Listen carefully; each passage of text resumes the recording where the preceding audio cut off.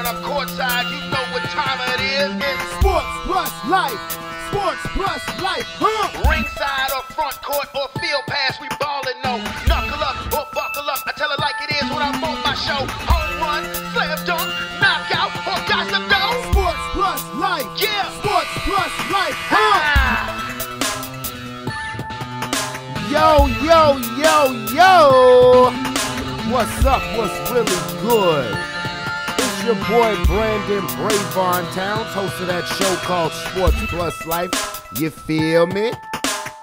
Oh man, and you already know what's going down today. So guess what? Turn it off, turn it all the way off now. Yeah, how's everybody doing today? Oh my goodness gracious, it is Monday. Okay, new week again. Please allow me to reintroduce myself.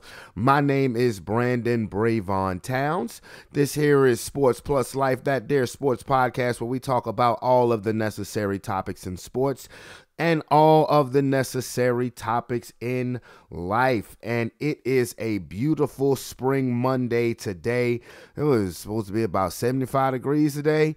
And you know what I've been doing? I just got up maybe about an hour ago. And it's what 12:35? I just got up about an hour ago because sleep in.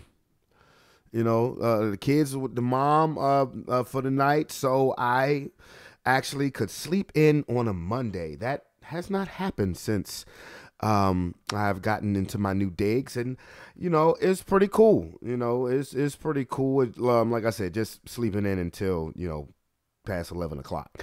But anyway, again, it is Monday, April the 11th, 2022, and gee whiz, as once again, I'll say it again, and I'll continue to say it. You know, once you reach adulthood, nothing moves faster than time. I promise you that.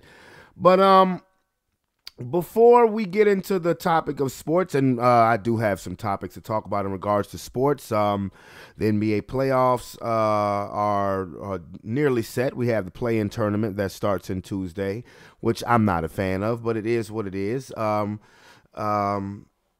And we have boxing on the horizon. The Triple G just fought this past weekend, and boxing has now officially heated up. And as a big fight fan, I love it. But I want to talk about some situations in regards to life first. You know, I want to get the life topic in there before I get too deep and get too lost in the sports and with my callers and everything else. Interracial relationships. I have no problem with them. I am a fan of them. But what I tend to find out in regards to interracial relationships is that the parents of these now interracial relationships, depending on how old your parents are, they, in this politically correct climate that we live in now, people hide their true feelings because they want to save face. They don't want to be canceled, if you will. Another thing that I think is stupid is cancel culture. I think that's dumb. But people try to hide who they really are behind closed doors. And like the old saying goes, eventually the truth will come to light. And people will give you little tidbits of how they really are over a course of time. You just have to connect the dots. Now, I have a friend who is in a racial relationship, and his significant other has parents, or a parent, who at times let it spill out her, I don't want to say disdain, but her disapproval of an interracial relationship. And you know, my friend has told me this for quite some time now, and while I trip off of it, because to me, like I said, my sense of humor is different from most, because I find things funny that most people wouldn't find funny. Like honestly, blatant racism unintentional blatant racism to me is hilarious. I mean, have you ever had something happen to you where you just said, that was some racist shit? I can't even get mad. Like, let me give you an example of myself. A couple weeks ago, it was a Friday. I was just getting off work. I had the Saturday off, so I said, okay, since I don't have to work on Saturday, let me get something different. Let me treat myself tonight, you know? So I stopped at this authentic Mexican restaurant right around the corner from the crib.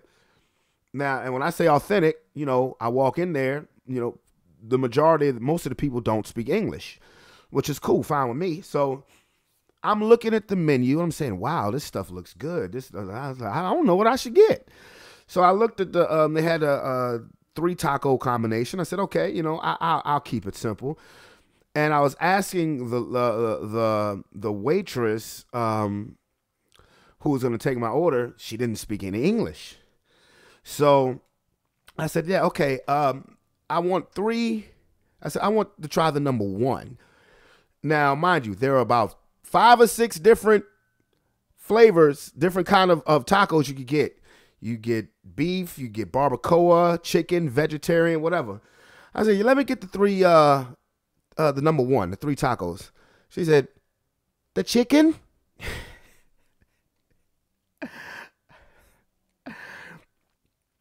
And I didn't even get a chance to say what kind of tacos that I wanted. I said, huh?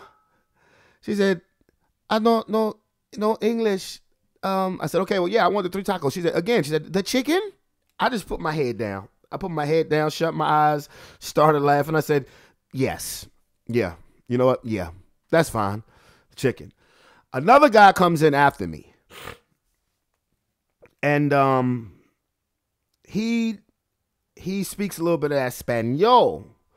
He was a Caucasian, but he spoke a little bit of Espanol. Said he did construction, so he works with a lot of Spanish people. Okay.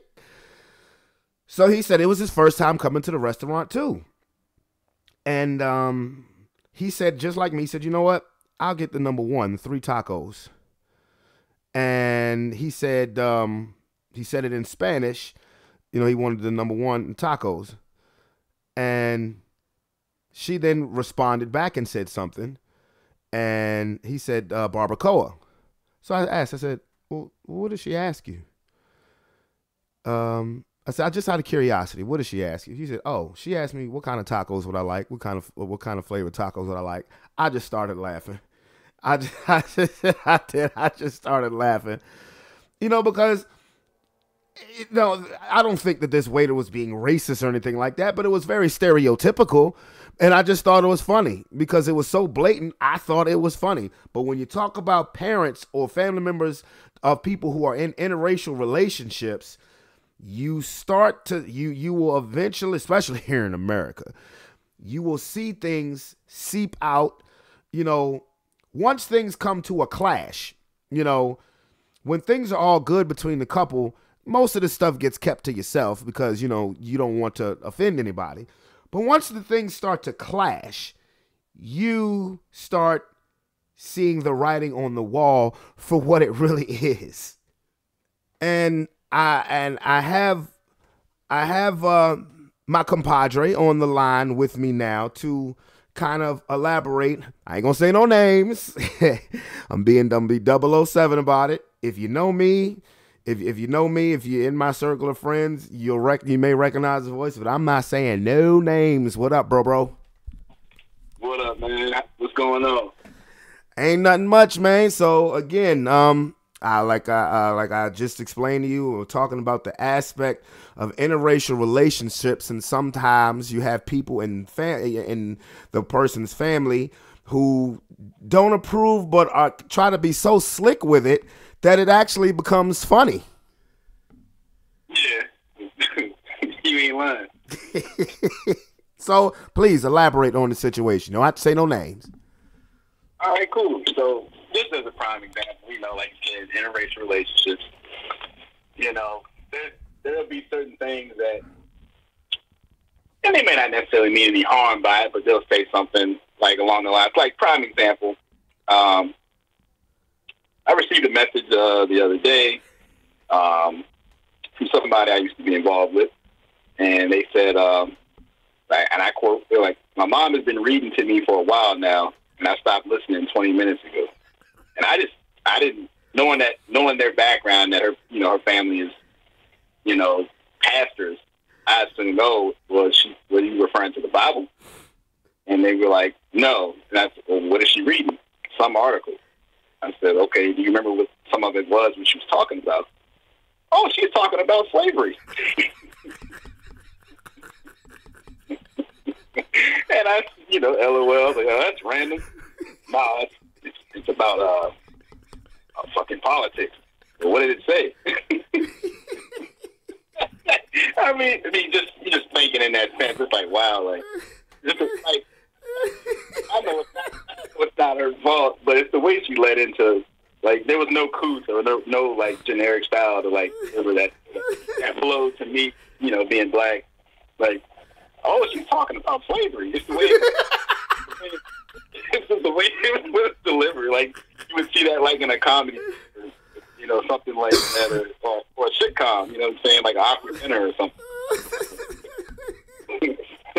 I mean, I'm just saying, stuff like that. And then like another instance, and I think me and B were talking about this not too long ago. One time, I don't know how I got on the subject, but she had mentioned that, yeah, my dad makes some really good collards. That's right. And I was like, "Come again?"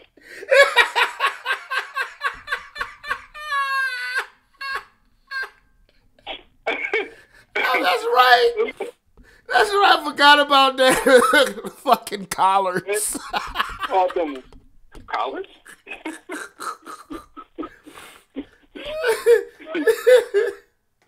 Oh, boy.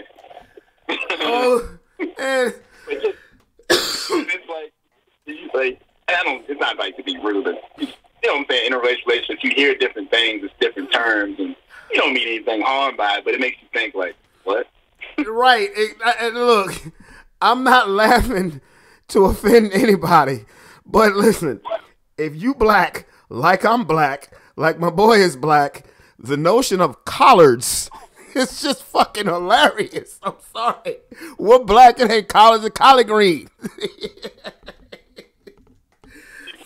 I mean, for one, most important phrase, the word green. Right, that's exactly, that's what I was about to say. Somebody said that to me, I say, what the hell is collards?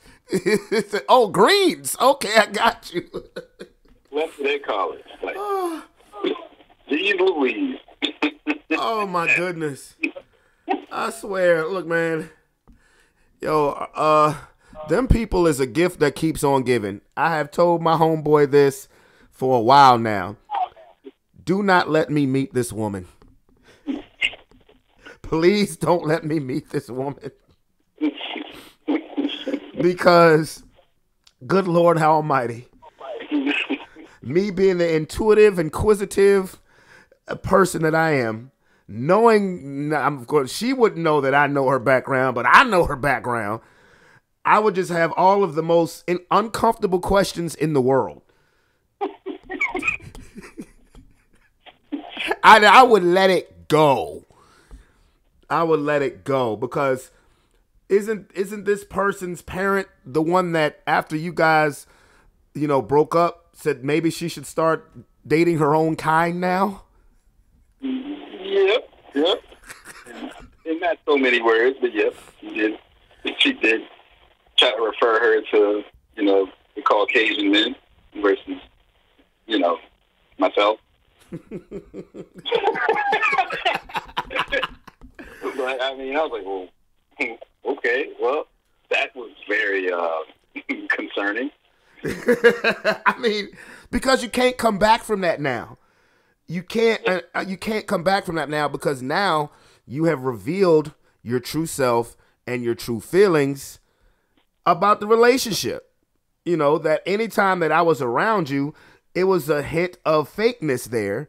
You know, there was a hint of inauthenticity that's there that you didn't know existed, but now you know. So you really can't come. It's hard to, I'm not gonna say impossible, but it's hard to come back from that, because the bottom line is, no matter what your race is, if you love somebody, you love somebody. It is what it is, you know. And there are black people out there who are the exact same way, you know, and it's like, if you love somebody, you love somebody. It doesn't matter if they're fucking purple. Well, if they're purple, I guess that'd be kind of weird. But I mean, you know, my homeboy, you know, informs me about this. You know, mind you, it was his, I'm going to let you know, it was his idea for me to talk about this on the podcast. I'm not putting nobody's business out without their permission. I wouldn't do that. But we talk about this, and honestly, while I laugh at it because it's funny, but at the same time, it's sad. And like you said, what do these people do? What do they do for a living? Yep, pastors and very, you know, big on church. Pastors, you're trying to preach God's word, but you're discriminating at the same time. It's like, I'm sorry. And there could be some people listening to this that may get mad because I'm laughing. I don't give a damn. Okay? Because again, like I said, you guys know me, that I have no malice intentions, no malice whatsoever. But when I find something funny, I find it funny. And like I said, not only is this funny, it's sad too, because it's like, I mean, you're wishing for your daughter's happiness, but you're wishing for your daughter's happiness the way you want her to be happy. And that's not cool. But what's even funnier, trying to find all of the reasons around of why you want her to be happy your way is even funnier to me. Well, the statistical probability of a black guy staying out of prison is like,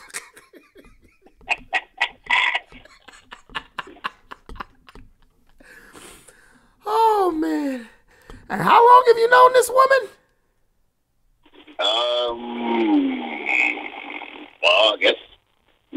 Well, I guess 4 or 5 years. Now, have you come in contact with the woman since these comments were made? Have you seen her?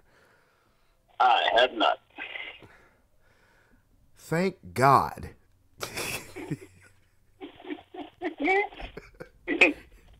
I will say this again, bro.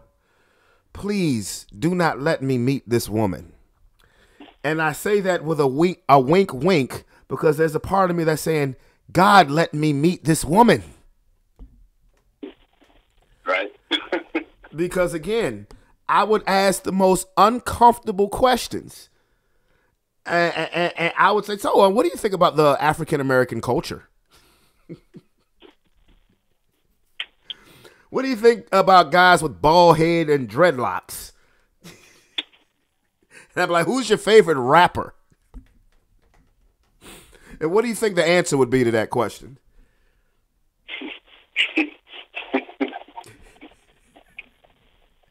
I would laugh my ass off if I asked that woman who her favorite rapper was and she said Eminem. I'm like, oh God, whoa.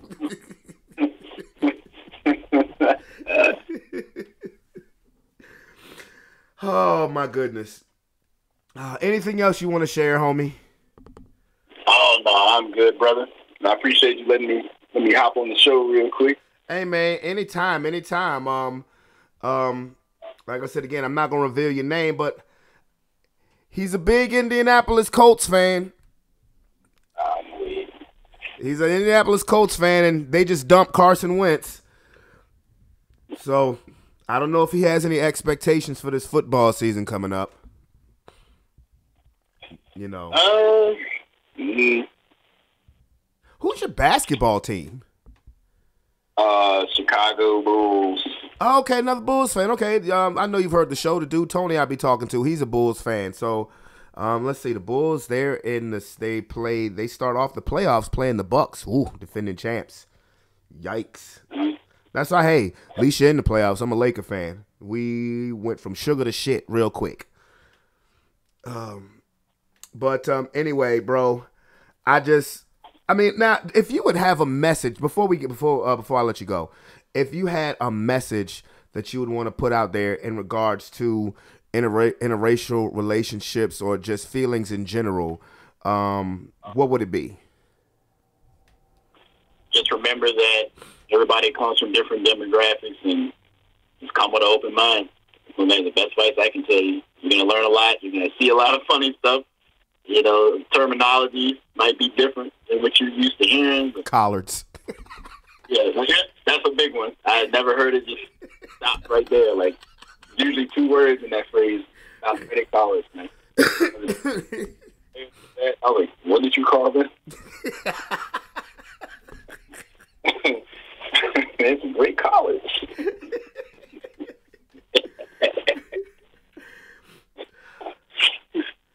So, you gotta have an open mind because love is love at the end of the day, man. That's how it's supposed to be. Exactly. At the end of the day, that's how it's supposed to be. Love is supposed to be love, and you have to be, particularly if you're a parent or if you're a family member, and you see somebody that's close to you that you love, find happiness. As long as they find happiness, it doesn't have to be the way you want it to be. In any situation. And like you said, you have to come with an open mind because everybody comes with different backgrounds. Well said, sir. Yes, sir. Well, hey man, fight Saturday, bruh. Oh yeah, it is this weekend, isn't it? Uh-huh.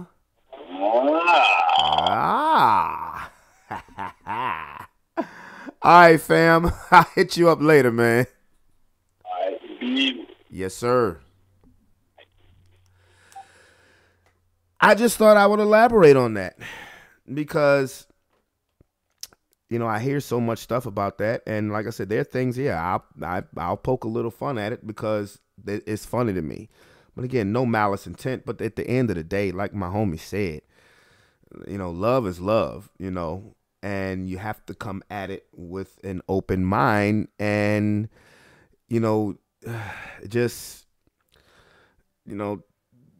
don't be a dick. Biatch.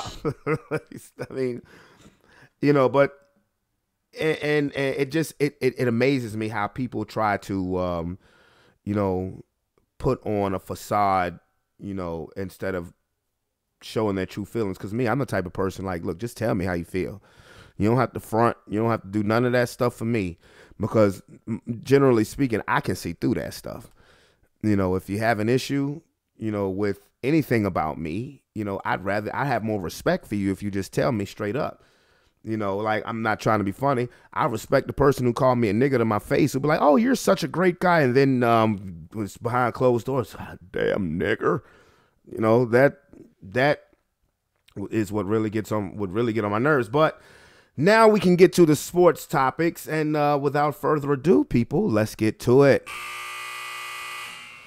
The NBA regular season is now in the books. The play-in tournament starts tomorrow, and it is playoff time, and the actual playoffs start on Saturday, April the 16th, which is pretty cool. The NBA season kind of flew by. I'm not gonna lie to you. I mean, football provides so many distractions, even during the damn off season. Football season still has controlled the headlines, especially with this off season. But I will give you the seeding as follows. In the Eastern Conference, the number 1 seed is the Miami Heat. They finished with a record of 53-29, and to me, I think they are the deepest team in the Eastern Conference, so it doesn't surprise me with them getting the number 1 seed. Remember, they had a little bit of a brush up when Eric Spoelstra and Jimmy Butler got into it, and Udonis Haslem jumped into it. But after that, they have pretty much gotten their act together. They finished the regular season strong. They're the number 1 seed. The number 2 seed is the Boston Celtics. Remember 2 months ago, the Celtics were playing like garbage, and everybody was clowning on them. Can Jason Tatum and Jaylen Brown play together? Blah blah blah. And then all of a sudden, the Celtics just started blowing everybody out, like they was just playing everybody on rookie mode in 2K. I mean, they were annihilating people. It kind of came back down to earth. That loss of Robert Williams, if he gets back in the second round, it could present as a problem for opposing teams because he's a very good defender. And the number 3 seed in the Eastern Conference is the defending world champion Milwaukee Bucks. They're still my pick to come out of the Eastern Conference. Because they, to me, are have the best team chemistry, the most cohesive unit, and Giannis is just a beast. Giannis is just a beast. This guy is getting too good. So I do expect the Milwaukee Bucks to come out of the East, but just in case, the number 4 seed is the Philadelphia 76ers. Seeds 2, 3, and 4 all have the same record, 51 and 31, all based on tiebreakers. Boston got 2. Milwaukee got 3, Philadelphia got 4.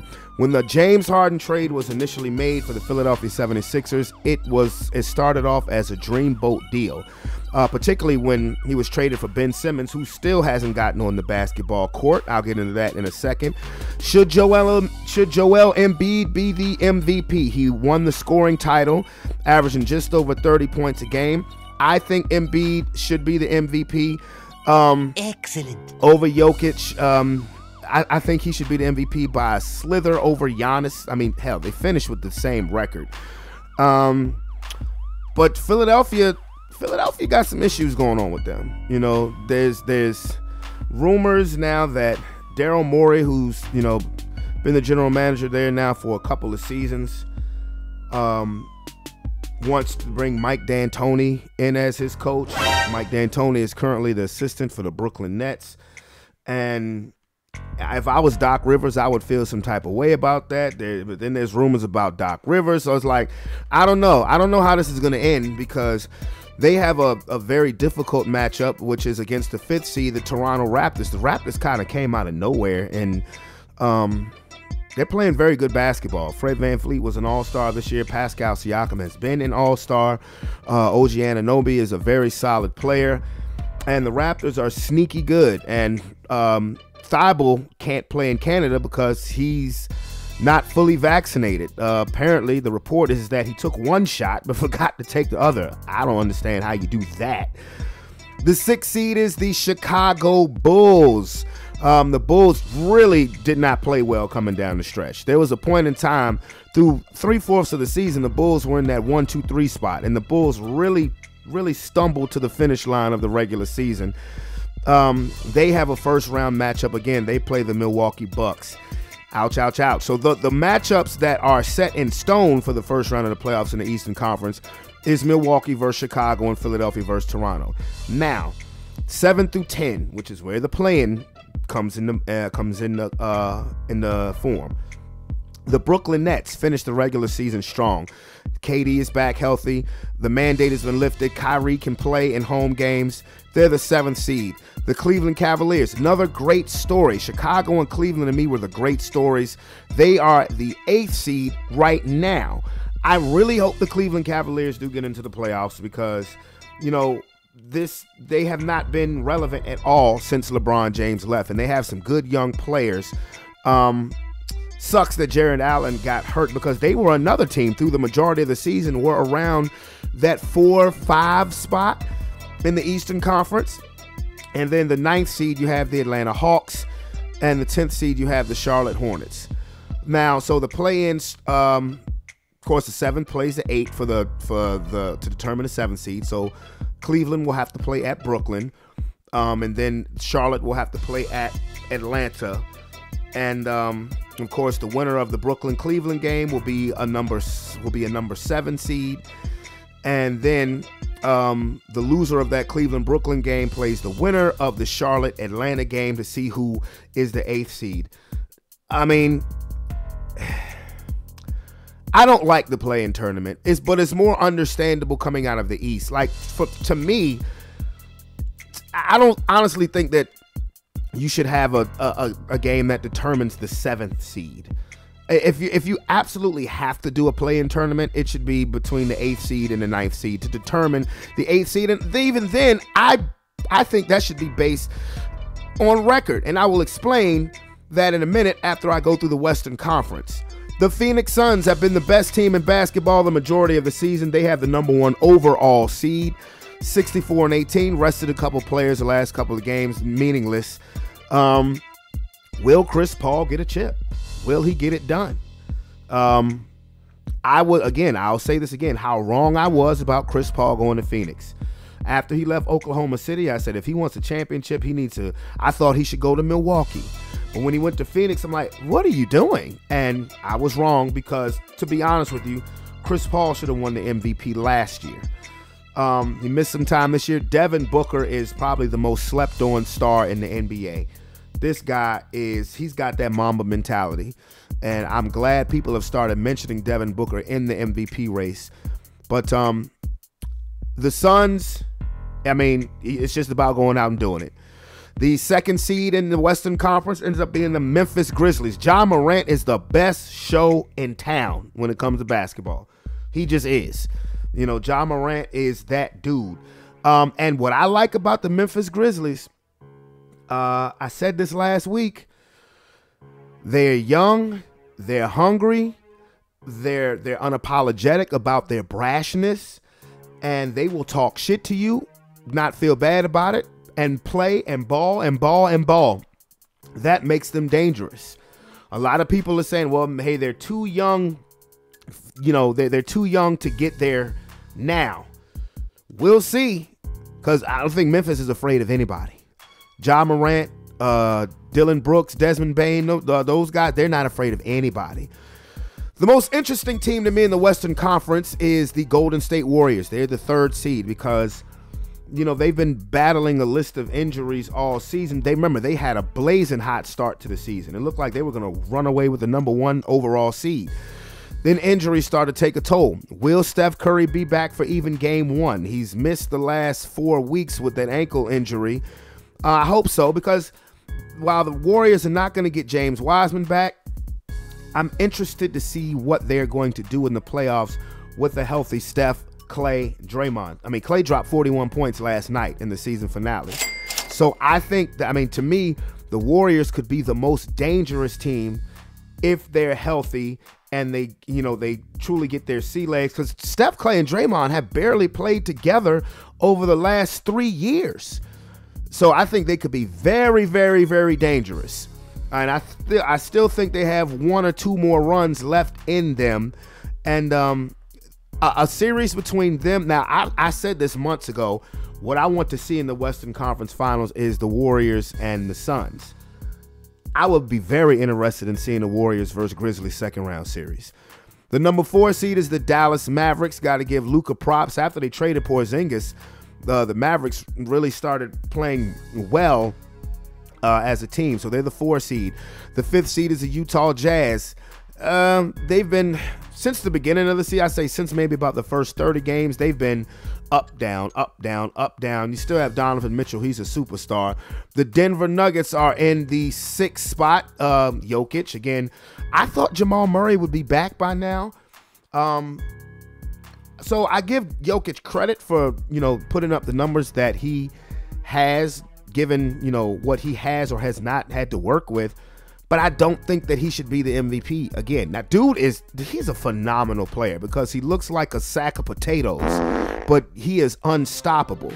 You can run the offense through him. And this is what I love most about this MVP race. Remember a couple years ago, we thought that centers were a useless position. Hey, man, big men have taken the league back over. Biatch. Because, now it's just a new breed of big men. You don't have to run your offense through the big man. The big man can run the offense. And I think that's really cool. But again, I think Embiid should be the MVP, but Jokic is a hell of a player. So those are seeds 1 through 6. The only locked in stone matchup is Golden State versus Denver and Dallas versus Utah. 7th seed, 7 through 10. This is where I have a problem with the play-in tournament. Okay, the 7th seed are the Minnesota Timberwolves. I like this Timberwolves team because I like their young nucleus. And I know Cat has been in the NBA for about 7 years now, but Anthony Edwards is a stud. Okay, you still got D'Angelo Russell. He's been in the league for a while, but he's been an all-star. You know, and you added toughness and leadership with Patrick Beverley. I like the T-Wolves, and this is their first time. Well, I guess they're technically not in the playoffs yet, but should they make the playoffs, it would be their first time in the playoffs since 2018 and the second time since 2004. The 8th seed are the Los Angeles Clippers. We know that Kawhi had not played all season. You lost Paul George for about half the season. Paul George is back now.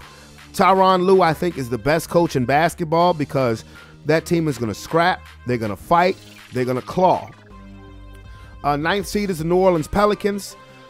They finished the season strong. Been hearing rumors about, hey, Zion might play in the play-in. I mean, for what now at this point?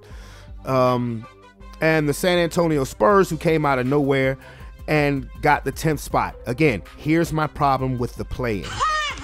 The Minnesota Timberwolves are 46-36. The Clippers are 42-40. That's the 7th and 8th seed. The Pelicans are 36-46, and the goddamn Spurs are 34-48. You mean to tell me that there's a scenario where the Timberwolves or the Clippers can miss the playoffs? Bye, bitch. Are you serious?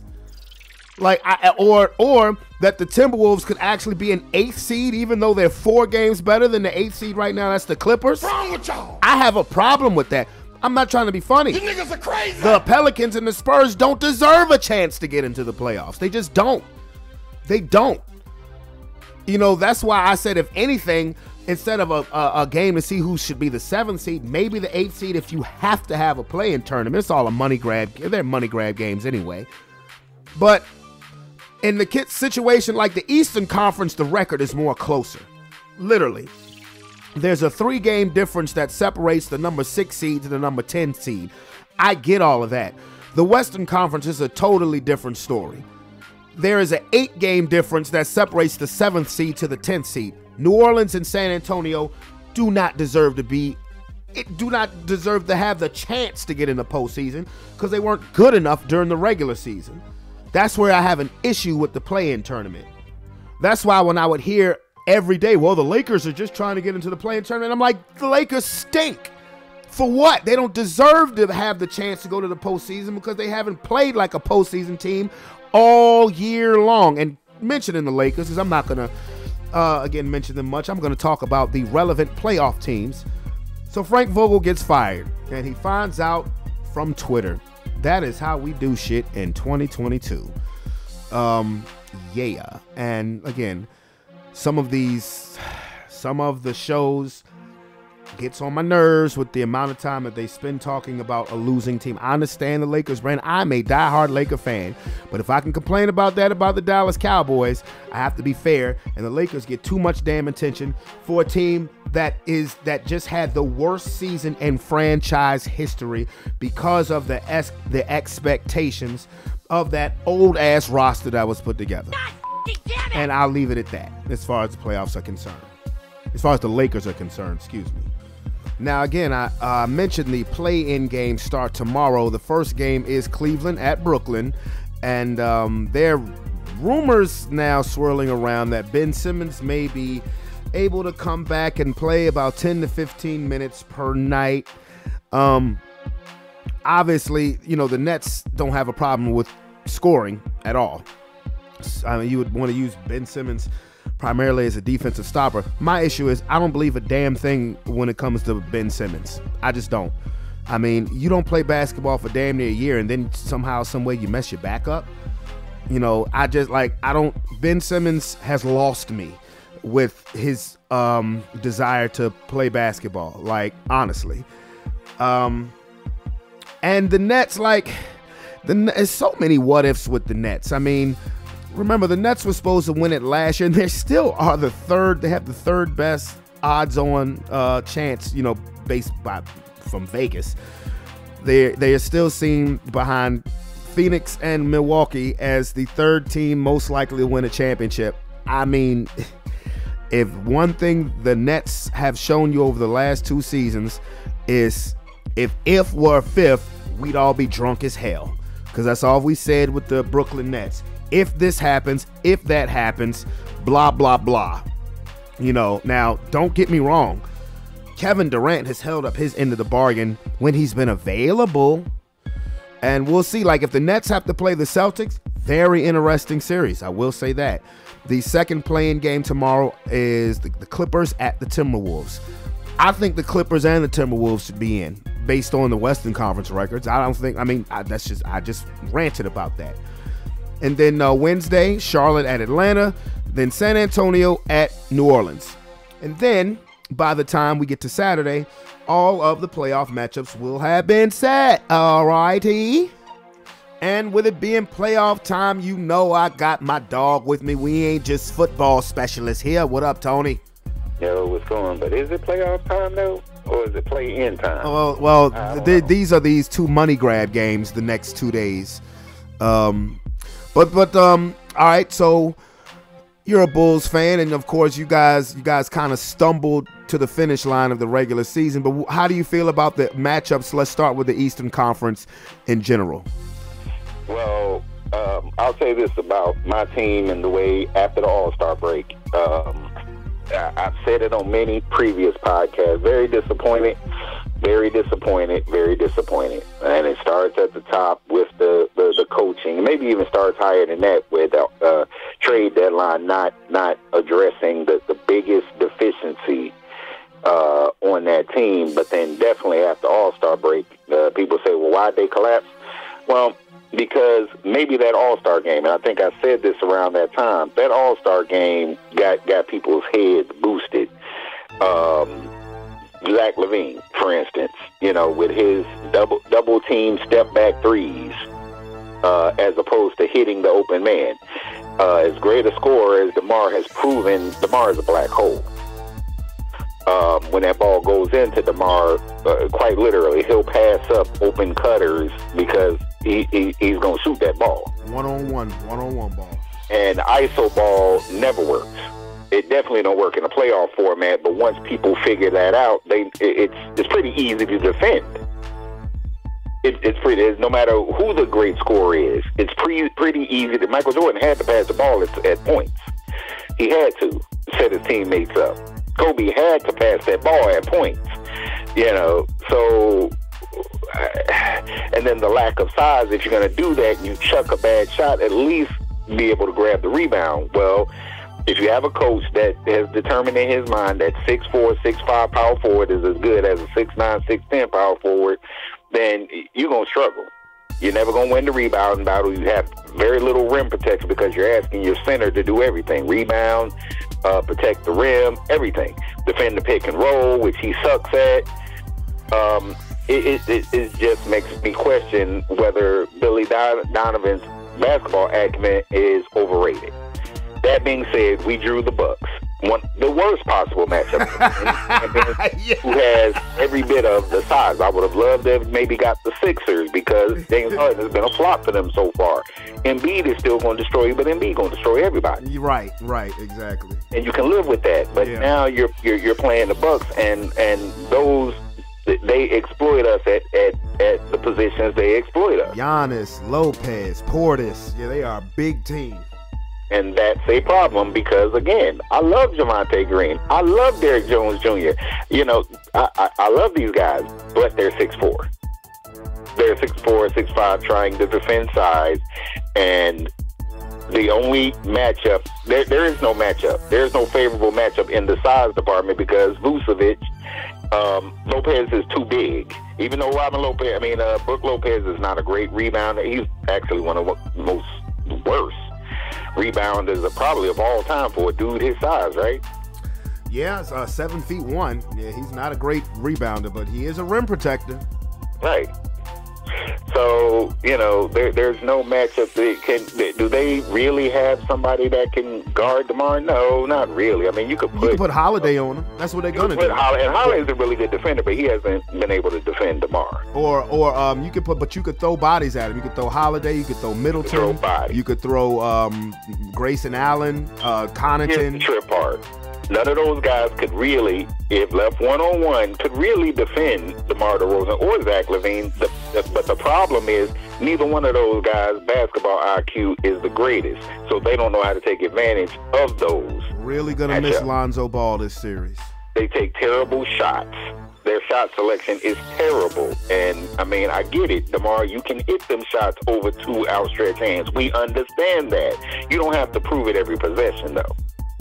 I think they're really going to miss Lonzo this series. I do, but I don't think Lonzo's presence would have changed it. We might have, there were games that we probably would have won regular season, but in playoff trajectory, that switch thing, because asking Lonzo to defend for size consistently wouldn't have been the answer either. You can switch 1 through 4 and have guys defend them guys in spots, just in spots. But on certain teams, if you are not a three-point shooting team, and yeah, we do have one of the higher three-point shooting averages, but we don't take a lot of threes. If you're not going to take a lot of threes and other teams are, you better stay home.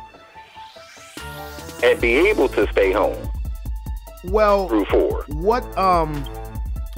What do you think the most interesting first-round matchup in the Eastern Conference is going to be? Now, mind you, of course, the play-in is tomorrow. Brooklyn and Cleveland will play to see who gets the 7th seed, and then the loser of that game plays the winner of Hawks-Hornets. So, what do you think? I don't pay no attention to that. Like, that's not compelling to me. Why? Because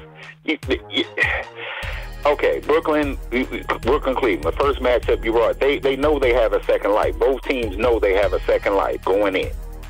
Well, by that I mean, like, let's say Brooklyn wins and then they have to play Boston. To me, that would be the most interesting series of the first round.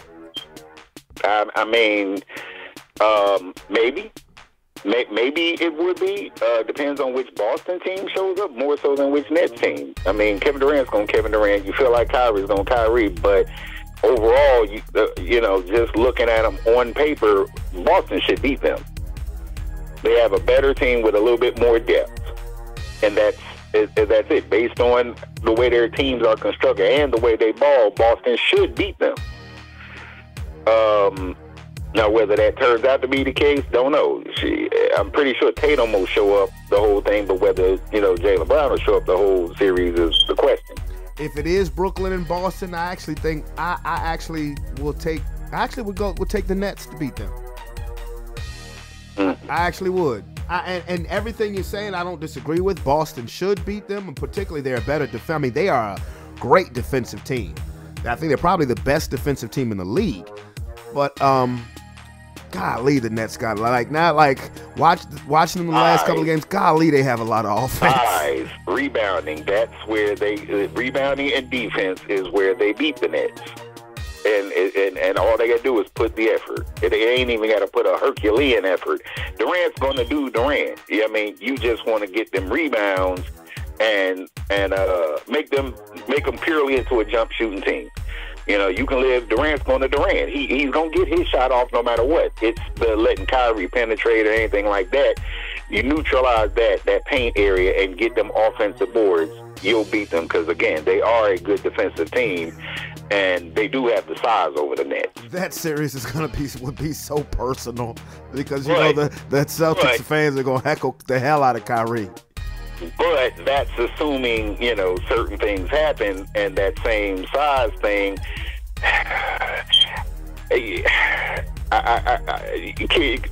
they're not, clearly Cleveland's not better than them, but they can beat them, too. Oh, you mean Brooklyn in a one-game winner-take-all? Yeah. Oh, yeah. Yeah, they can. I don't think they will. I think a game like this is when they're really going to miss Jared Allen. I mean, honestly, because Jared Allen and Mobley, because remember when Cleveland was healthy, they were hovering around that 4 or 5 area for the majority of the season. Is when they started getting banged up that they fell. So, you see some of them crazy lineups they would run when all of them were healthy. They'd have Mobley, Allen, and Markkanen in the game. That's essentially 3 7-foot dudes. At the 3, 4, and 5 spot. But it was working for them. That's the crazy part about it. I thought Mobley was going to win Rookie of the Year before he got hurt. but it was working for them. Now, I understand. I mean, we have to deal with the play-in. It's what it is. But what I was saying earlier before we got on the line, I understand it more from the Eastern Conference standpoint, because the difference in record from seeds 7 through 10 is a game. I can understand that. In the Western Conference, it makes absolutely no sense to me. Now, let's get into the Western Conference. What do you think the best potential matchup in the first round could be? It's hard to tell. It's hard to tell because all them teams have been inconsistent. Well, with the exception of Phoenix. Well, yeah, but I thought you were talking about from a play-in standpoint. Oh no, I'm talking about from a whole Western. This whole big picture. I don't see one. Like, honestly, because the Western Conference is top heavy, and then that's it. And then could any of them teams, set? Yeah, but not the series. They could upset a game or two, maybe. But because you teams like Utah, you always gotta give them a puncher's chance. You got to give Utah and Dallas play each other. That's the 4-5 matchup. You got to give Dallas a punch of chance. Yeah. You got to give the Clippers consideration. Well, see, as far as to me the highest scoring series, and if you do FanDuel individual, this is a series you definitely will want to make some bets on. Utah and Dallas are going to score a ton of points. Luka and Donovan Mitchell are going to each go the hell off in that series. I think that's a 7-game series. But to me, the most interesting series for me, because of the youth involved in the series, would be if Minnesota beats the Clippers for the 7th seed and then they have to play Memphis. To me, that would be a very, very interesting series because Minnesota versus Memphis. But see, you can look at that two ways. You can say the youth dynamic, but then on the defensive dynamic, wouldn't the Clippers and Memphis be fun? The Clippers and Memphis, oh yeah, that would be fun. Teams. Yeah, that would be fun. That would definitely be fun. And now that Paul George is back healthy, yes. But see, here's my issue with the playing games in the Western Conference. Minnesota is the 7th seed. They're 46-36. The Clippers are the 8th seed. They're 42-40. But then you got the Pelicans at 36-46 and the Spurs at 34-48. So you mean to tell me that there's a scenario where the Minnesota Timberwolves, who are 4 games better than the Clippers, could be an 8th seed or even miss the playoffs? That's ridiculous to me. But you can't anticipate that going in. It is what it is. I understand, but see, to me, I'm like, if they have to do a play-in tournament, to me, it would just make more sense to see who's going to get the final seed, the 8th seed. Because while the difference in games for the Eastern Conference is 1 game, the difference in the West is 12.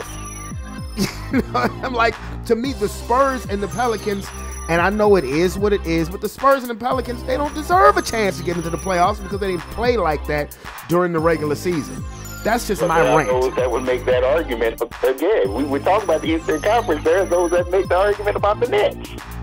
They don't deserve. Well, the Nets, but the thing about it is the Nets finished in the 7th spot.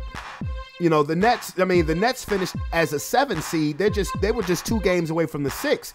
So that's different. You're talking about a team that had a winning record. The 6 games over 500. But then when you talk about the Western Conference, where you have a team that's 14 games below 500 with a chance to get into the playoffs. Like, to me, that's just brings us back to that argument. Silver said it's here to stay, but that brings us back to that argument. I don't think it should be a play-in. No, I don't either. That gives too much latitude to these teams to sit stars, and that's an issue. But then on the other hand, he said that there's a problem with superstars sitting. Well, the play-in contributes to that. Make them play, otherwise they miss. Only 5 people in the whole NBA played all 82 games. Yeah. Yeah, that's ridiculous. That's ridiculous. NBA fans need their money back. Exactly. They got robbed. Like, exactly. That's why, like, I used to be gung-ho about wanting to go to an NBA game. Now I'm not, because I don't want to pay money and the people that I want to see play aren't playing for whatever reason. Like, I don't know what the hell has happened to the modern day NBA athlete, but it's ridiculous. 5 players in the whole league played 82 games when the schedule has been spread out more to be more player friendly. And, and the athletes want $200 million contracts to do less. Like, I'm not that back in my day guy because I'm not that damn old, but gee whiz, I mean, I grew up in the Jordan era. You know what I'm saying? The Shaq and Kobe era. If you couldn't, the only way you didn't play is if your ass couldn't walk.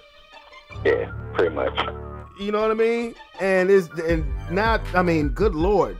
And plus back then in the 90s basketball, you need to start finding the teams. They literally just need to start finding the team and make it exponentially. Yo, yeah, I would take draft picks each time. Time. I mean, you could do that, but that's the extreme end. You could financially make it exponentially, like it start out as 50,000 or something. I would go extreme after the first. For me, it would be one strike, unless you have a player who's really legitimately injured. But I would. The league has their own doctors. I know that. Like, it'd be like, this guy is sitting this game. You just like NFL. They got to submit the report before the game. Yeah. Of health. Who's a scratch, and then, you submitted the LeBron James a scratch. Okay, the NBA doctors will be coming to see him. Right. Exactly. Even it doesn't matter if you have your team doctors or he has his personal doctor. The NBA doctors will be coming to see him to confirm that he's in fact injured. Yeah. Absolutely. Absolutely. Now, if it was something blatant that everybody could see, like when Steph Curry got his ankle rolled or when Anthony Davis turned his ankle, okay, that's understandable. But Ben Simmons' ass, right?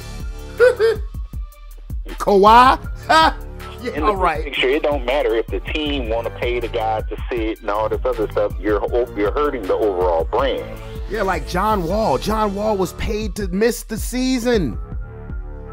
Yeah, you're hurting the overall brand. And from a franchise standpoint, that's your right. He signed a contract with you, and you willing to pay him to sit. That's fine. But we both know, again, from these other leagues, that don't happen. Not at all. It don't happen. They don't allow them to just sit these players for no reason, low management. No, they don't allow it to happen. Oh, it's going to be a trip when they have the next collective bargaining agreement meetings. They're going to be a trip. Because I'm all for player empowerment, but this is ridiculous. Side note, I'm going to say I told you. I'm going to say it now so I can say I told you so then. Do not be surprised as part of your team's shakeup. And I always said I would get rid of everybody and start fresh. Do not be surprised to see AD come home and Levine go y'all direction. Okay. I mean... And I'm only saying that because Levine is now starting to show this constantly nicked up thing. So it's not inconceivable. You get two often, injured players. Even though he's from the Portland area, he's with Clutch. You know what I mean? So there's that connection there. And AD, come on now, AD is not happy in LA. And if he had a choice, he could get his money and go somewhere else, where would he go? Probably go home. Yeah, to Chicago. I mean, if we'd have to make the dollars match up, but that I don't think they want to get. They're not going to give Zach LaVine no supermax. They may give him a max, but they're not giving him no supermax. So that's why. I mean, I worry about what the Lakers do when it's next season. They're irrelevant as far as I'm concerned. Zach LaVine got playoffs to think about. So that's the thing. That's what's going to determine it. If he comes out and does absolutely nothing in the play, I would not be surprised to see them not invest in him, that big investment in him. Well, yeah, that wouldn't surprise me either. So ultimately, who do you have coming out of the Eastern Conference? I got to go with you because they've been the most consistent. Oh, Milwaukee, the defending champs. Well, actually, I believe that way anyway. You're the defending champ until people prove you not. Right. It doesn't matter what the experts say. Potentially could happen. They haven't proven, to be haven't proven to be weaker. Right. You know, so, and they've been the most consistent. Yeah, they'll lose games, but they've been the most consistent. And Giannis is arguably the best player in the league right now. Yeah, honestly. So you think the Nets? I say to anybody, you think the Nets can upset them in the 7 game? Well, no. The Nets prove it. You think the Sixers can upset them in the 7? But the Sixers prove it. I don't think those teams are better than the Bucks. Yeah, they have the best team cohesion. Yep. Maybe not the star power. They got Giannis, but then they drops off. You know, Middleton's a good player, but he's not a star. He's an all-star. I mean, he's not a superstar, but Middleton is. All of the noise of what can you win a championship with Middleton as your second best player was put to rest last season. And to me, they're a more confident team now, even though they don't have the record that they did the last couple of years. If you ask me, they're more confident now than ever before because they've been there and done that. Team cohesion. Yep. And the jitters is gone because they done won the championship. Yep. So they can just play now. Yep. They got random dudes that on any given night can have a really, really good night. People like Bobby Portis. And the crazy thing about the Bucks is that they're the defending champion, but yet there's no pressure on them to go back to the finals. None. All the pressure rests because of the storylines in Brooklyn, the storylines in Philadelphia, even Miami to some degree. The Bucks have the least amount of pressure on them as any contending team. For the foreseeable future, not just this play, but for the foreseeable future, because all these question marks are still, you know, what is Harden going to do? What is Philly going to do in terms of Harden? Even if they do, what are they really getting in Harden if they pay him that money? What is Ben Simmons? Who is Ben Simmons? Right. Why is Ben Simmons? You know, so all the teams, I would say, out of all the teams that are currently going playoff, the only ones that have don't have a lot of questions are maybe the Bucks and the Celtics. Maybe the Celtics. It seems like the chatter that was surrounding them, the drama surrounding them early in the season, is gone now. Yeah, that's gone. To really, with the Celtics, to me, it's getting that dude Williams back, and you probably wouldn't see him until the second round. Right. That's why. That's another reason why I think Brooklyn would upset them. But as far as the drama with Boston, no, because they started. I mean, they went through a stretch where they were beating everybody's ass as if they was playing everybody on rookie mode. So I think that drama is gone. But the Bucks haven't had any drama all season. They don't have that type of culture, and you're gonna see it because I have them coming out. I think it's going to be a finals rematch. I think you're going to see Milwaukee and Phoenix again. Yeah, that seems likely. It seems likely, but I'll say it now. A Grizzlies Phoenix 7-game series would be interesting. I agree. They may not beat Phoenix, but I believe they would extend that series to at least 6. Oh yeah, I agree. At least 6. The NBA would be counting on star power if it was Memphis and Milwaukee in the finals. Because there's nothing sexy about having that roll off your tongue as the NBA finals matchup. But no, it's not. Giannis, Ja Morant. Hey, to me, Ja Morant's the best show in town. At some point, you got to pass. At some point, you got to pass off to the Nets. And let's face it, all the top stars,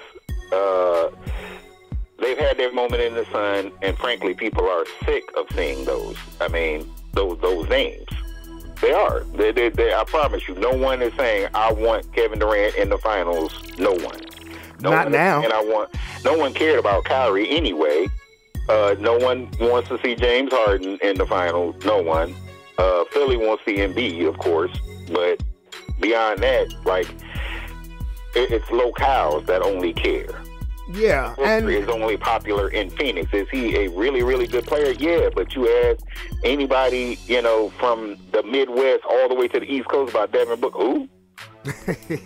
Devin who? Dude did drop 70 in the game, though. I think people would literally be sitting thinking, I'd like to see Chris Paul get one. Yeah. Before they'd ever think about anything else. Yeah. Here. Well, yeah. I think everybody, for the most part, would be happy if Chris Paul got a championship. But again, I see it as being a finals rematch. But again, when during the offseason, when all the free agency moves happen and everything is hyped all up, particularly in the NBA, we never get the matchups that we want to see, because at the beginning of this season, everybody was saying it was going to be Brooklyn versus LA. But then also for the last 3 years, we've been waiting for this Lakers-Clippers showdown to determine the West. That never materialized. We never get what the public is clamoring for. Well, most of the public. But if it was Memphis and Milwaukee, I would sit back and enjoy Giannis and Ja Morant. But I think it's going to be Phoenix versus Milwaukee again. Did you hear the reports about Tom Brady? No.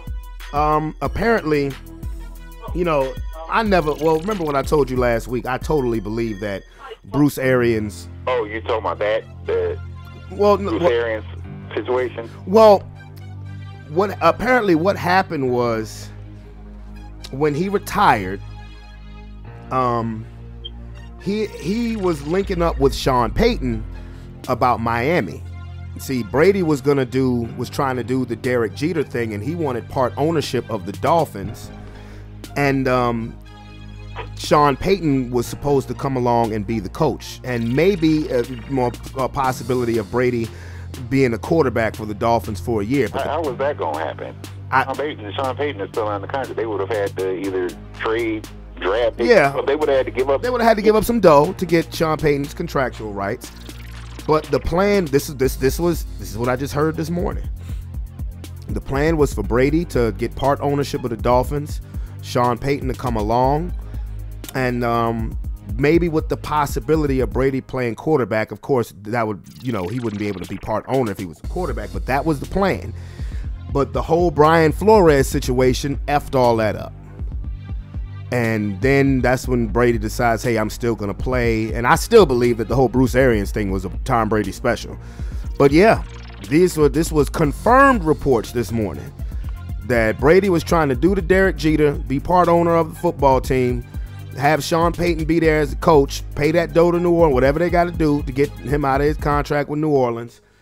And the Brian Flores thing messed it up. And I know you've heard about more coaches that have come along now with Brian Flores on that lawsuit. Well, I mean, I'm not surprised about that. Well, to me, Steve Wilkes should do that.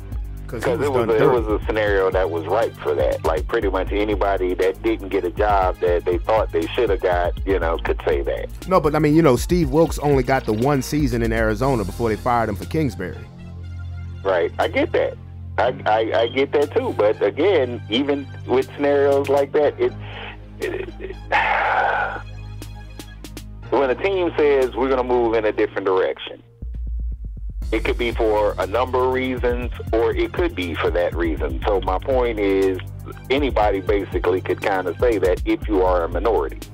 Whether that was the legit reason in some respects may or may not even matter. After it's all said and done, it may not even matter that it was for a different reason. It was just appearance sake. It looked bad, so boom, you're going to win.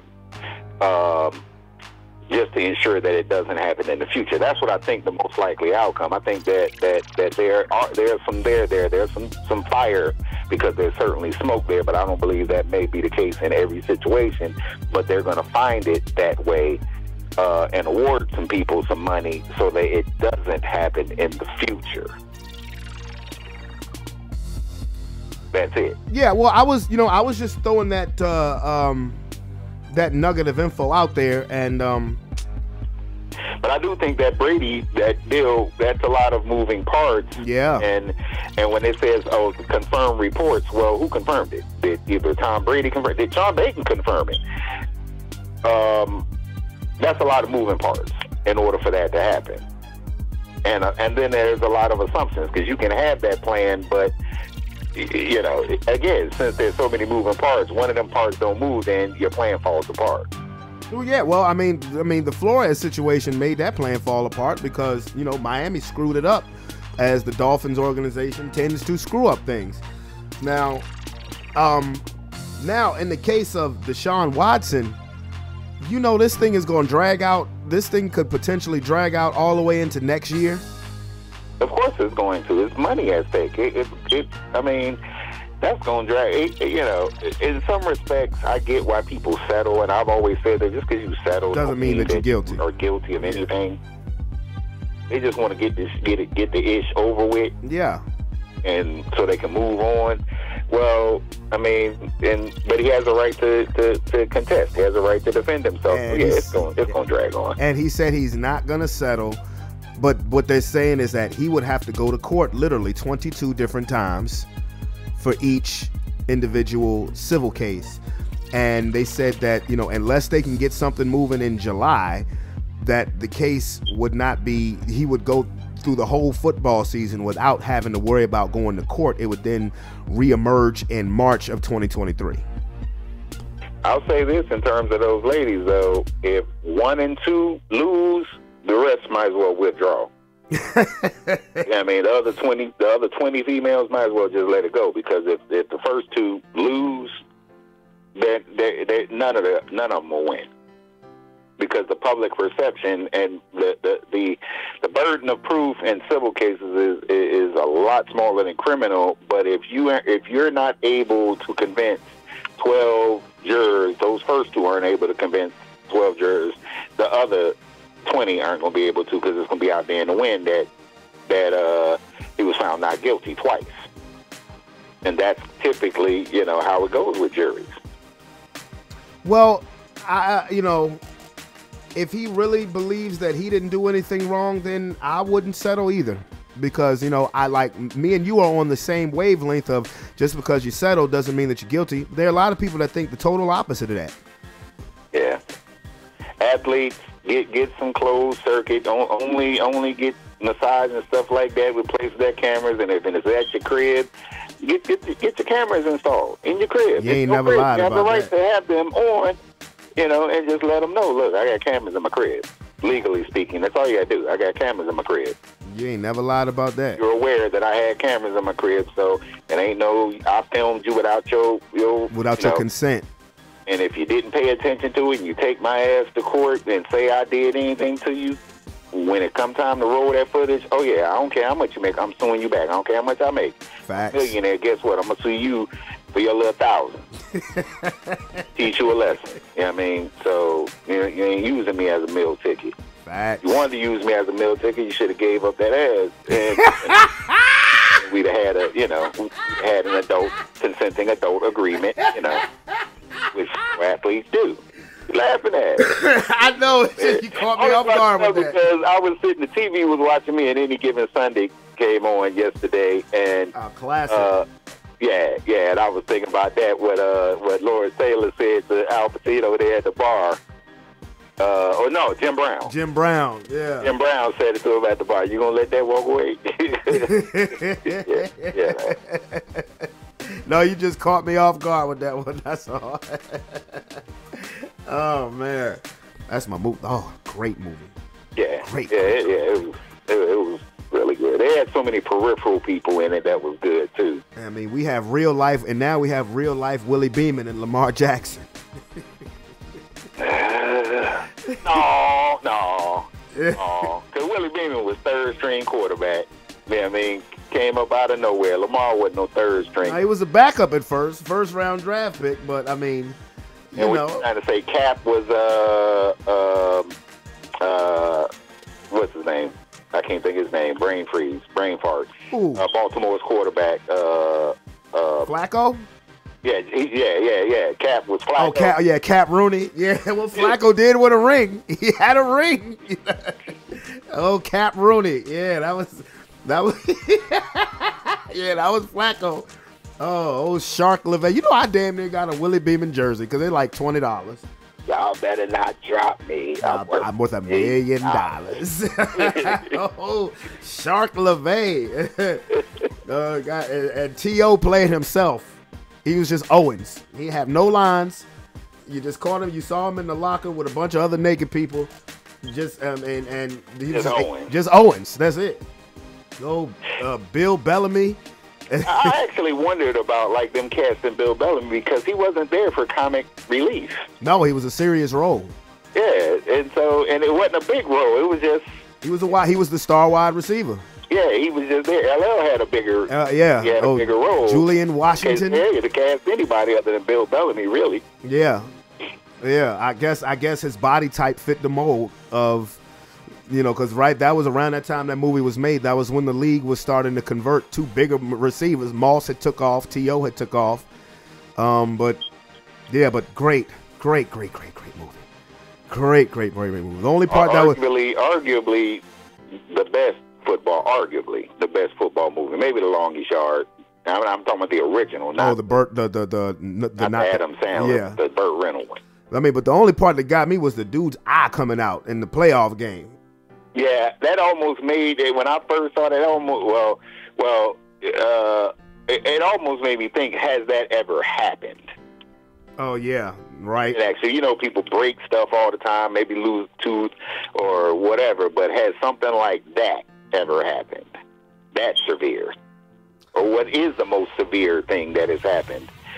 Short of head injuries and maybe somebody. I'm sure some people have broken necks. Yeah, I can't think of none off the top of my head, but I'm sure some people maybe have gotten their neck broke playing the game. Oh yeah, I think remember the guy Dennis Byrd for the Jets. Yeah, the Jets. Yeah, because they had the movie about him, Rise and Walk. That's right. Yeah, that's. When you see stuff like that, it makes you be like, maybe I don't want to play football. But I've never seen that in real life. Like I've never seen that in real life. But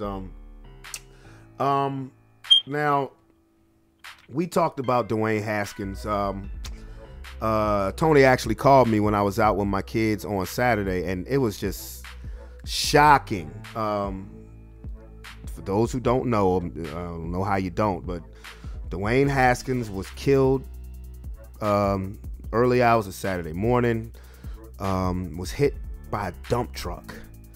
And he was down there basically having a training camp with a lot of the Steelers' other players. Like Claypool was down there, the quarterbacks were down there, and it's just, it's a tragedy. 24 years old, only been married for a year, no kids. It sucks. And we've already had one insensitive prick.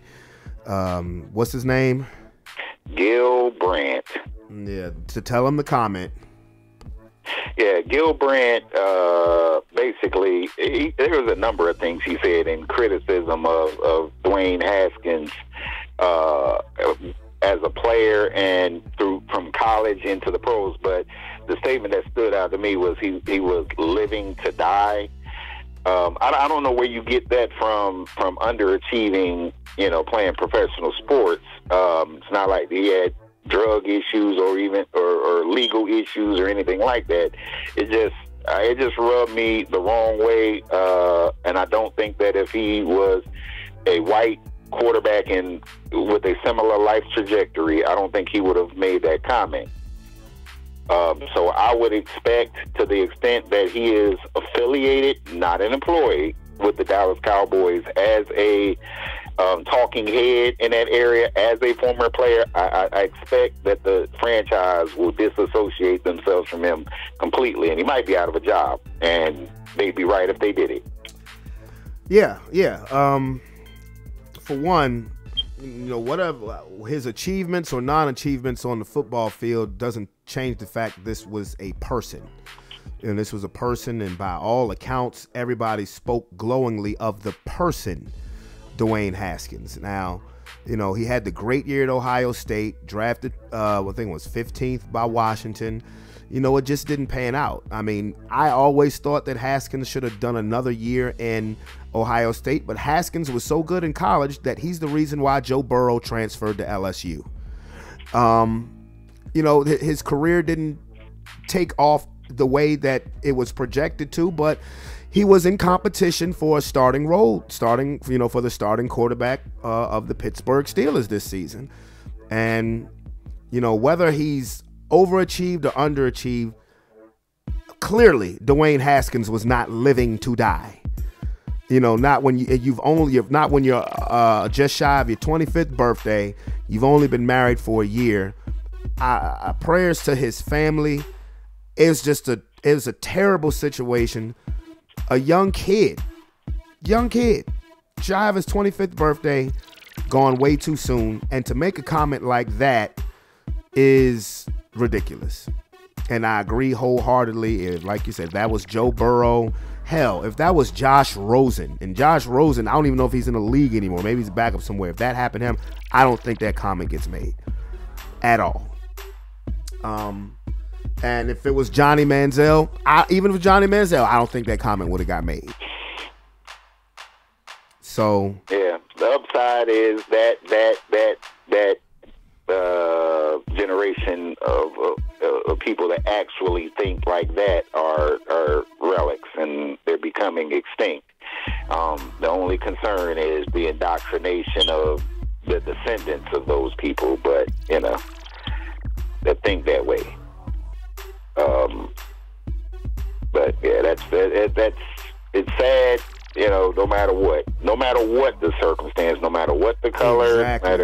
It's still sad. Exactly. And when you called me and told me about it, there was only a short article about it, so we didn't know if it was, nobody knew if it was foul play involved. I mean, you kind of wondered what was he doing walking in the street? But then when you find out today that it was a dump truck.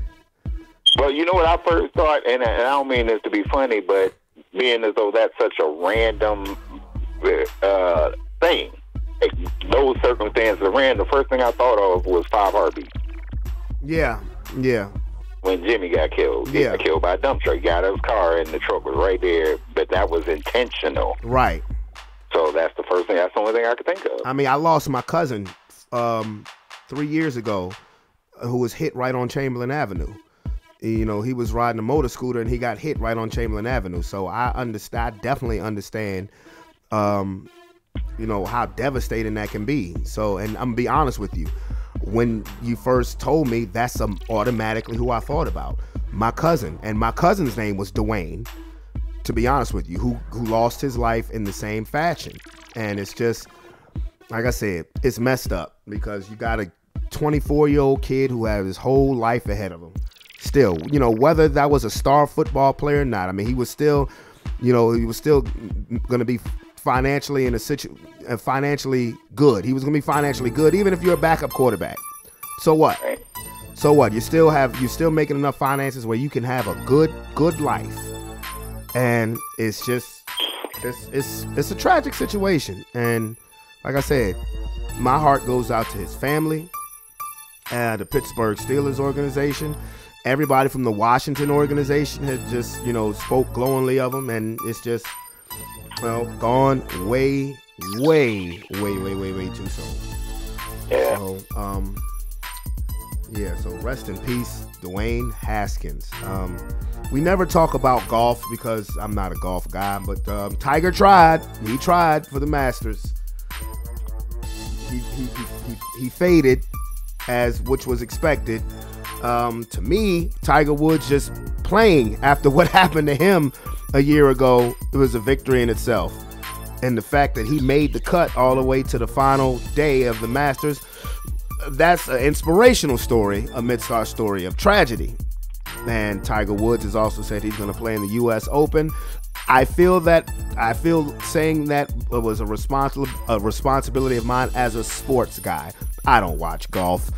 I mean, do you, Tony? No, I don't. But I think that was back in the day when Tiger was in his heyday, because ESPN or whatever would talk it up. I would watch like the end of the match if it came down to the last couple, putts. I'd watch that type stuff. I guess much in the same way as like baseball. I'm not a baseball guy. I would never sit and watch the regular season, playoffs. I may not even sit and watch the playoffs, but World Series, if it's compelling enough, will cause me to tune in. So to that extent, I follow Tiger's career. I do think that this, it was good. It was good, from a psychological standpoint for him. In the long term, because it was clear years ago he's never going to regain his form to what he was when he was a young man. But to have went through what he went through and to at least be able to get out there and be competitive psychologically, I just think that it helps him. I mean, you think about all the stuff that's going on with Tiger Woods' body. I'm like, dude, do you play golf or football? Right. I mean, because he came out public and said, my left leg looks nothing like my right leg. I'm like, damn. I mean, of course, after that car accident, you wouldn't think so. But, I mean, even before the car accident with the back surgery, welding the spinal cord and all that stuff, I'm like, dude, do you play golf or football? Right. Like, those are injuries that I would... Psychologically, I just think it was good for him for the long term, and he can be, if he wants to keep playing golf, he can be one of them guys like Daly or something, and you're just out there playing, yeah, you get a little revenue from playing, you'll get some endorsements, perhaps, because people will have let your past go by that time, and then maybe you can be a talking head on Golf Network. People are never going to let go of Tiger's past, because that was what I was hearing all last week. What if he wins? And I'm like, people, because he, to me, and like I said, I've never followed golf, but I know Tiger is the biggest golf star that I've ever seen in my lifetime, and I know about how Arnold Palmer and Jack Nicklaus and things like that. But Tiger was a transcendent player at his sport. But what if he wins? What will happen? I mean, nothing can happen other than they give him his props. I mean, they could potentially bring that up, but I don't. At this point, it's like OJ is a social media presence at this point. I'm just gonna call it what it is. Oh yeah. And when you read the replies to stuff that OJ posts, it's not a whole lot of. It's a few murderer. Yeah. But it's not a whole lot of it. I love OJ's social media presence. I do, actually. I wonder, where OJ, your whole life, if this the dude that you were, why is this not what you put forward publicly? He put forward something totally different that basically made the black community kind of disown him on some level. Who, OJ or Tiger? OJ. Oh, yeah. OJ. He's commenting like social justice type comments. OJ. Oh, yeah. Your whole life, you basically came off, and I ain't even trying to be funny, as a brother that loved that white world and definitely loved white women. Now, he may still on some level, but he says stuff now that basically, I don't know, maybe he got to that point where it looks like it, Pretty much. I ain't got no more to lose, and ain't had. Pretty much. So I'm just gonna say, this. If he's comfortable in his own zen, then fuck it. But I mean, OJ's always been a very charismatic individual. So when he, No doubt. No doubt. Yeah. When he says stuff, when I look on Twitter and I see something that he posts, I listen to it. Particularly, and because there's one thing that I do pay attention to.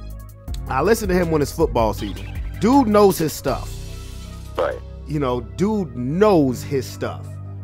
Because I would just listen to his fantasy football picks, and they would always hit. The only one that I don't think hit for him was Saquon Barkley. Because I know he was high up on Saquon Barkley when the season started. But his knowledge of the game and the players at every position is second to none. That's why I sit there and I listen to him very closely. I mean, hell, if I was running a team, I would have him as a special advisor. Everybody would hate me for it, but I wouldn't give a damn.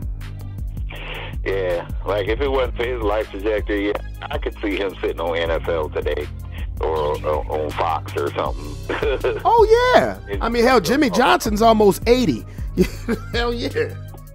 Yeah. But anyway, back to Tiger. Who won the Masters? I don't know. I just know that Tiger was competitive. I don't know neither. I'm serious. I heard the name this morning. I just don't remember it. I don't know. If it was Mickelson or somebody, I would remember that. Or Vijay Singh, I remember that name, but I don't know who won it. But but anyway, bro, let me go ahead and go because I'm about to run to the store. Playoffs. I'm interested to see. I'm gonna definitely pay attention to the Bulls versus the Bucks. Pay attention to one thing in Bulls versus Bucks, because the series, just in general, I don't have any confidence in my team based on how they played after it all. I already said it. Yeah, I mean, and the way Billy Donovan, his lineup that he trots out there that he's supremely confident in, no. But watch for one thing, Patrick Williams. Okay. Because that dude is going to determine a lot of what happens with us. He's a high draft pick, number 4. He's a guy that went out after the 5th game of the season and just came back a couple weeks ago. He had a 35-point game last night against the Timberwolves because he was the main option. No Levine, no Vucevic, no DeMar. The potential is there. And the comparison is, even though he doesn't have that super athletic thing, he's strong as hell and fits the body mold of Kawhi. Big hands. So, matter of fact, that was his NBA comparison when he got drafted. But he's massive as hell. He's just, I don't know what you can do to get him motivated, but that's what I would watch for, to see him and watch Levine, how they do. Because that may directly impact your Lakers. Well, yeah, it could. And I suppose even at this point, if they picked up the phone instead of Levine and said, you know what, we're gonna keep Zach, but you were interested in DeMar. How about we make some numbers work and ship DeMar there for AD? I think the Lakers probably would take that. Probably because if anything, because DeMar is available.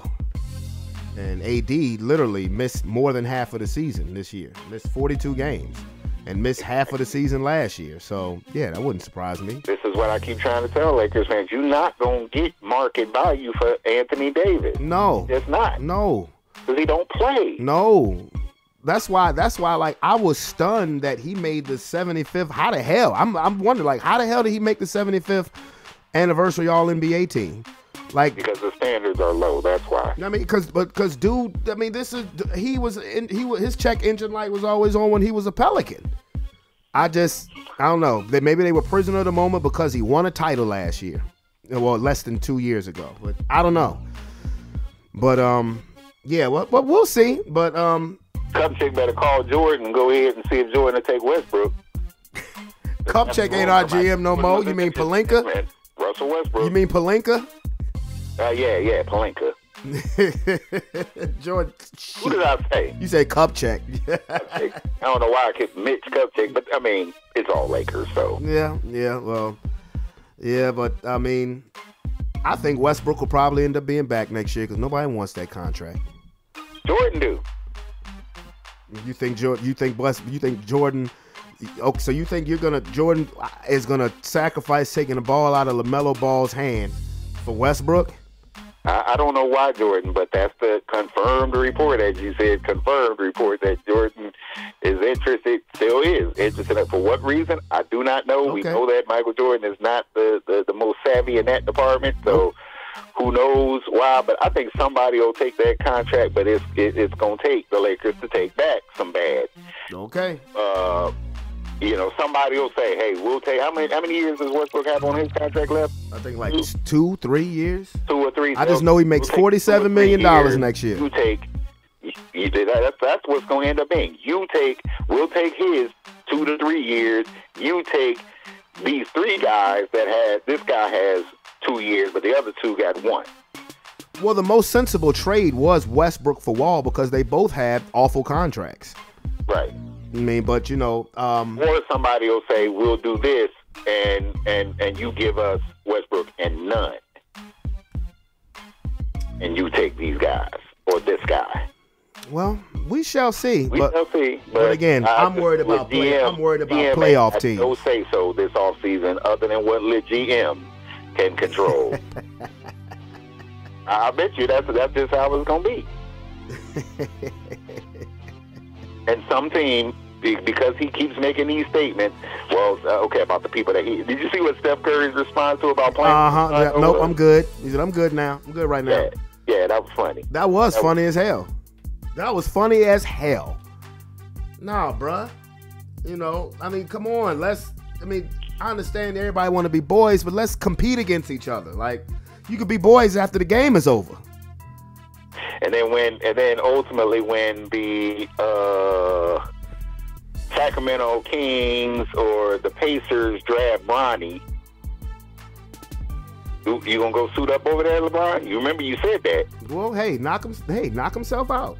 But the Pacers gonna say, well, man, we only got $8 million under the cap to spend. You gonna take that 8, huh, LeBron? Just play with your son. Just remember them words. That's all I'm gonna say. I see it. I believe it when I see it. He ain't leaving L.A. That's where his business is at now. That's where his business is at. That's where his life is at now. He ain't leaving L.A. Sacramento, I could see that because that's still in the state of California. He ain't leaving L.A. to go to no damn Indiana. He will try to move heaven and earth to have Bronny draft. If Bronny was drafted by Sacramento, okay, that's close compared to Indiana. And if they drafted by the Pacers, what then? Well, it's in the ether. You said it. You said it multiple times. Oops. And plus, I don't think the Pacers are going to be a bad team for very long. I think Rick Carlisle, I'll give him a year or two. Rick Carlisle will have them in the right direction. Well, I didn't say they were going to be bad. It just depends. Bronny's not that good. So that's true. That's true. He's going to be a 20 to the end of, if he's a first round pick, he's going to be a 20 to the end of the first round. That's very true. That's very true. Not that good. So I can't see him being a top a lottery pick. That's true. That is true. Or unless he takes the LaMelo Ball route. And how ironic would it be? If Cleveland continues on their improved trajectory and ends up at like the 23rd pick, 25th pick, and ends up taking Bronny? Then what, LeBron? I don't think that would happen. That would be hilarious. That would be hilarious, but I do not think Dan Gilbert would allow that to happen. I'm so serious. He would probably say, if you whoever drafts Bronny James, you're fucking fired. I mean, for real. Because I think organizations probably get LeBron fatigue. The Lakers are sick of him. Make no mistake about that. Jeannie Buss is tired of him. That's why the Westbrook for Wall trade wasn't made, because Pelinka didn't want Westbrook. We had this discussion last week. Jeannie said, no, ain't nobody making no trades. LeBron, you sit in this shit. They're tired of him. I guarantee you. They are sick. Bought us a title, bubble championship, thanks, particularly on the year that Kobe tragically passes away, great, but they are sick of LeBron James. I promise you that. And it's an internal power struggle that we have truly no idea how deep it goes. The Lakers are tired of him. I promise you. They are sick and tired of him. The only good thing that can happen now is that when he passes Kareem for the all-time scoring record, he'll be wearing a Laker uniform. That's it. But is that good? Does anybody really care if a tree falls in the forest? All these longevity records that LeBron, I think a lot of people have put it in the proper context, and former players have put it in the proper context. It's like almost like a thought. You just ought to have them records. Like, you're playing forever now. Well, yeah, I mean, because come on now, again, you're one of the ultimate stat patterns. Yeah, I mean, so again, you just ought to have them numbers. I will say this till the day I die: if Kobe doesn't tear his ACL in year 17, he would have retired as the all-time leading scorer. Hell, if Jordan didn't retire twice, he may have retired as the all-time leading scorer. Probably would have retired as the all-time leading scorer. So, I mean, it is what it is. In the big picture, my feeling on LeBron and Kobe and Jordan, especially Jordan. Man, Jordan, if you compare just the differences between them dudes' careers, whether it's the defensive player of the year, whether it's the finals MVPs, the extra championships, Jordan had a whole nother Hall of Fame career over LeBron. If you remove everything, and just look at LeBron is minus this, he'll never catch him, because every NBA player that's ever played the game, the difference between LeBron's career and Jordan's career from a statistical standpoint as far as accolades, they could be in the Hall of Fame if they just simply had them numbers in their career. Those accolades in their career. Mm-hmm. So you're chasing a ghost, bro. You're chasing the uncatchable, but it looks pathetic. Because all these other dudes that came before you that there's comparison, them dudes was about chips only. And they was going to do it where they was at. They didn't feel like they needed help. You could get them help, but they wasn't out here begging, clamoring, collaborating, trying to get that help. Or being a mercenary. And I'm going to play with who I got. Yeah.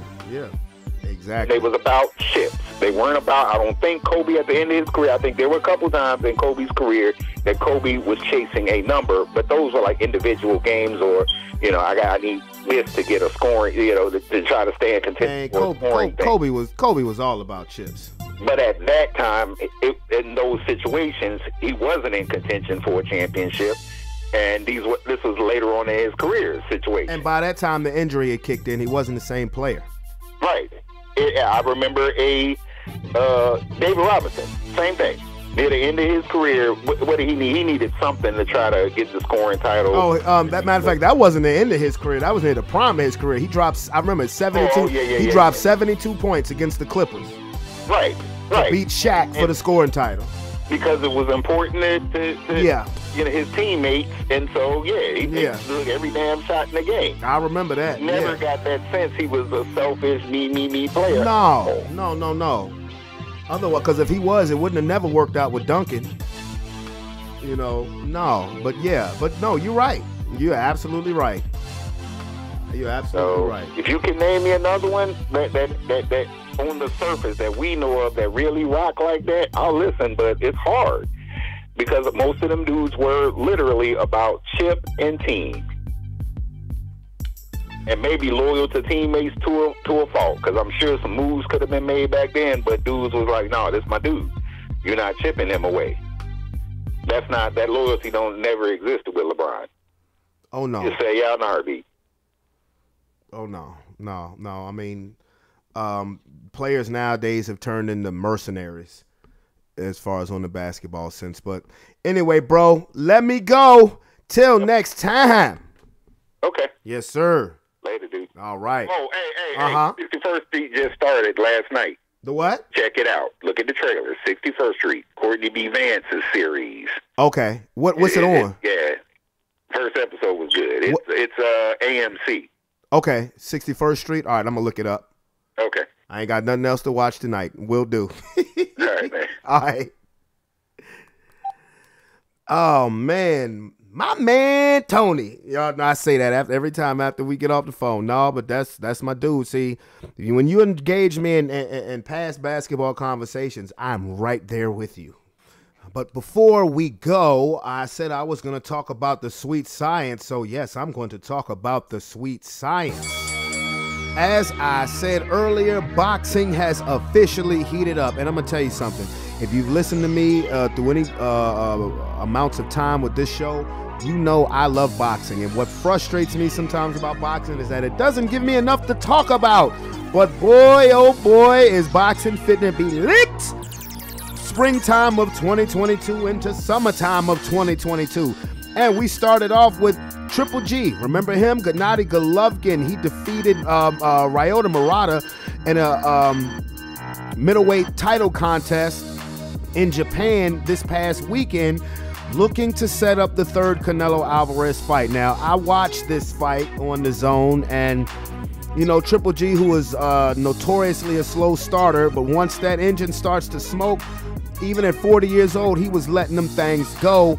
And I know he wants this matchup, this third matchup against Canelo Alvarez. I would just tell Triple G, I hope you know you have to knock him out. Because if you ask me, I watched both fights between him and Canelo. Triple G won both fights and got robbed both times. The first fight they called a draw, wasn't no goddamn draw. And the second fight was a better fight. Both fights were great. But the second fight was better. Canelo stood in toe-to-toe, but Triple G still won. And the politics of boxing. That's all I can say. But again, moving forward. This Saturday, Showtime pay-per-view super fight, unification welterweight title fight between Errol Spence Jr., the Truth, versus Yordenis Ugas, the guy who retired Manny Pacquiao and took his belt in the process. Spence has the WBC and IBF welterweight titles. Ugas has the WBA welterweight title. This is a fight I'm going to order it, people.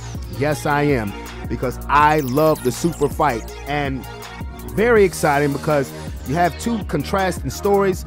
You know, Errol Spence, he's had a car accident, and he had the detached retina, which is why he didn't fight Pacquiao. He's still undefeated, arguably pound for pound the best fighter in the world. Ugas had to rise from the ashes. No pun intended. No pun intended. After a rocky start to his career, he's a very good technical fighter from Miami out of Cuba, and I can't wait to see that fight. Matter of fact, that fight card is actually very, very, very good. You have Josecito Lopez fighting on that fight card. You have Isaac Cruz fighting Yuriorkis Gamboa. Interesting to see what Gamboa has left in the tank. That is next week. And also, we have Conor Benn versus Chris Van Heerden, and that is in Manchester, England on the same night. But then to the next weekend we go. Like I said, boxing is fitting to get lit. The next week on April the 23rd, the heavyweight championship of the world, Tyson Fury against Dillian White, WBC heavyweight title. I'm telling you, that's lit. The next week after that, on April 30th, Shakur Stevenson versus Oscar Valdez for a unification fight at the junior lightweight division. That fight is going to be lit. Boy, I love it. I love it. Even the women, Katie Taylor versus Amanda Soriano for Katie Taylor's 4 belts undisputed lightweight title in the women's division. And then on May 7th, the week after that, Canelo Alvarez fights Dmitry Bivol, going back to light heavyweight for Bivol, excuse me, I said his last name wrong, for his WBA light heavyweight championship. I mean, it is lit. Then on May 14th, Jermall Charlo fights Brian Castano for Charlo's WBC, IBF, WBA junior middleweight titles. That's a unification fight because Castano has the WBO junior middleweight title. I mean, boxing is every weekend. That's what I love. Every weekend for the next month and a half has some great fight on. And even in May 28th, when Tank Davis fights Rolando Romero, I mean, it's going down. Nothing gets me more excited than a boxing match. June 1st, Camboose versus Devin Haney Jr. I really want to see Devin Haney Jr. Devin Haney. I really want to see Devin Haney and Tank Davis fight. That's the fight I'm looking for. But I mean, it's going down. Then the rematch, July 23rd. Like I told you, all the way to summertime. July 23rd, the rematch of Alexander Usyk versus Anthony Joshua. He upset Joshua last year, trying to regain the heavyweight championship for a 3rd time. I'm telling you, bro, boxing has officially lit up. You are going to hear me talk a lot about these fights. I cannot wait until Saturday night, fight night, for this Errol Spence Jr. fight. I'm picking Errol Spence to win. This fight, I think it's going to be a close fight. But, you know, if and when he does win, we got to get the Terrence Crawford fight, period. Terrence Crawford needs to fight the winner of this fight. I don't want to hear a damn thing else about why the fight can't get made. Terrence Crawford is no longer with Top Rank. He's a free agent, so the promoters should not be an issue to make that fight happen. That is 3 years past due anyway. But anyway, with that being said, boy, I tell you, that boxing emotionally moves my soul. Did you guys hear about the proposed fight by, and I meant to say something to Tony about this. Did you guys hear about the proposed fight that Jake Paul proposed to Mike Tyson? A $300 million fight, Jake Paul, Mike Tyson. Now I know Mike Tyson is gonna host the Oscars next year. How about that? But if I'm Mike Tyson, I got to get myself into training and take that bag, bro. Because I'm gonna tell you right now, anybody who thinks that Jake Paul would whip Mike Tyson's ass, you're playing yourself. I'm telling you that right now. Even a 55, 56-year-old Mike Tyson would beat the crap out of Jake Paul because Jake Paul doesn't fight any boxers. He doesn't. He really doesn't. Come on, Mike. Let's make it happen. But anyway, with that being said, where the buzzer, where the buzzer, where the buzzer. Oh, my goodness, man. Whew. Beautiful day outside, man. But where are my manners? You know what? This may have been the first time in a year that I did not give the shout out loves to my people at the beginning of the show, but don't think that I forgot about you. Not at all. So we're just going to close out the show with the shout outs. Definite to just my people out, just in general, you know, all my friends and family. Of course, my black and gold family, you know, I love you. Let them love bombs come. I commented on one of my boys' Facebook statuses. Gerard, you my dog. Shout out, my bro, my nigga. Yeah.